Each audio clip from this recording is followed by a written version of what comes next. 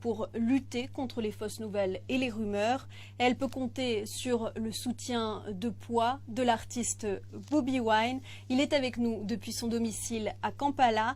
Bonjour Bobi Wine. Bonjour Valériane. Bobi Wine, vous vous êtes engagé avec l'UNESCO pour mener la campagne Don't Go Viral. Pouvez-vous tout d'abord nous présenter cette campagne ? Tout d'abord, c'est un honneur et un privilège pour moi de faire partie de la campagne Don't Go Viral de l'UNESCO. C'est une campagne qui a pour but de combattre la désinformation et les fausses informations, en particulier durant cette période difficile que nous traversons. Le coronavirus fait des ravages dans le monde et tout le monde a besoin d'informations vérifiées.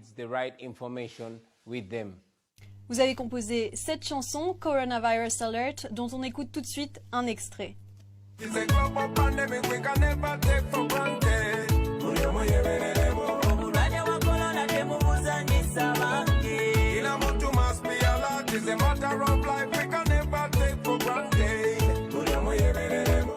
Pourquoi était-il important pour vous de vous impliquer dans cette campagne ?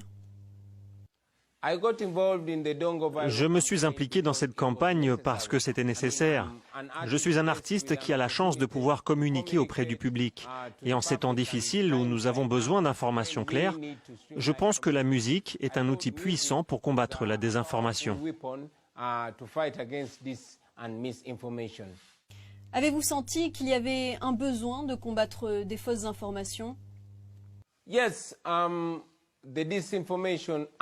Oui, beaucoup de fausses informations circulaient. Il y avait de fausses rumeurs. Par exemple, que le coronavirus n'affectait pas autant les personnes noires que les autres. Dans le ghetto d'où je viens, certains prétendaient que ce virus n'affectait que la haute société et les riches.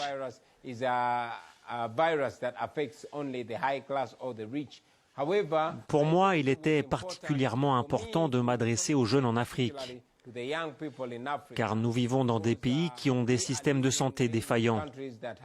Alors le mieux que nous puissions faire est d'agir sur la prévention plutôt que de devoir guérir. Comment les Ougandais réagissent-ils à cette situation inédite liée au coronavirus ? Ça a été à la fois positif et négatif. Du côté positif, je suis content que les Ougandais aient répondu favorablement au combat contre le Covid-19. Ils ont participé à la mobilisation en éduquant les autres aux gestes barrières.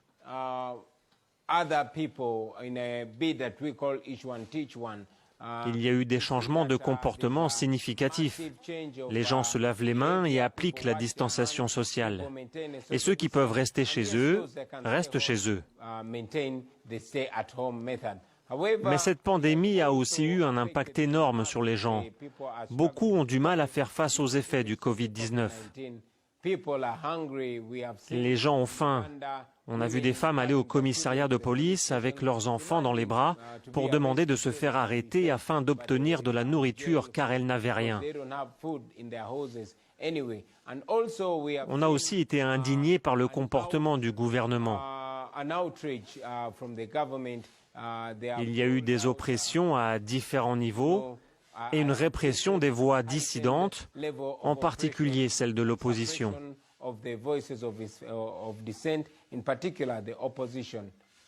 Bobi Wine, vous êtes d'ailleurs député, l'une des principales figures de l'opposition en Ouganda. Vous avez appelé les hommes politiques à ne pas politiser cette pandémie et à former un front uni pour la combattre. Tout à fait. Nous appelons l'exécutif ougandais à ne pas politiser la pandémie du coronavirus. Nous avons observé que le président ougandais a bloqué tout autre homme politique qui voulait offrir son aide. Personnellement, ma musique, ma chanson qui vise à sensibiliser les gens concernant le coronavirus a été interdite sur ordre du gouvernement. Le président Museveni a empêché les autres leaders politiques d'apporter leur aide, notamment une aide alimentaire. L'un d'entre nous, l'honorable député Francis Zaké, a été arrêté et torturé car il avait simplement offert de la nourriture à ses administrés. Nous continuons à demander au gouvernement de ne pas politiser cette pandémie et à ne pas l'utiliser comme une excuse pour réprimer l'opposition. Vous avez également pris position contre la façon dont certains Chinois ont traité des citoyens africains vivant en Chine. Vous avez parlé d'actes de racisme. Est-ce que vous condamnez ces actes ? Oui, nous avons vu des vidéos et des reportages inquiétants sur des personnes noires discriminées en Chine.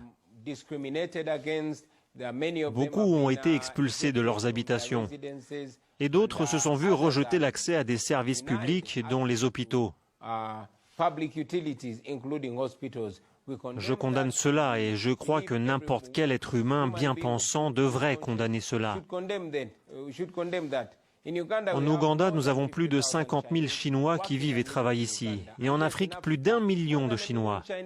Nous les traitons avec respect. Et nous demandons que les Africains en Chine soient traités avec le même respect.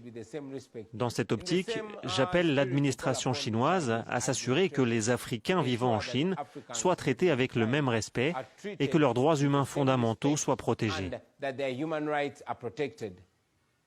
Merci Bobi Wine d'avoir été avec nous. Merci de m'avoir invité. Il est temps d'éveiller vos papilles. Le célèbre chef sénégalais Pierre Thiam vous a préparé un tuto pour vous permettre de réaliser l'une de ses recettes. Depuis sa cuisine à New York, l'ambassadeur de l'art culinaire ouest-africain va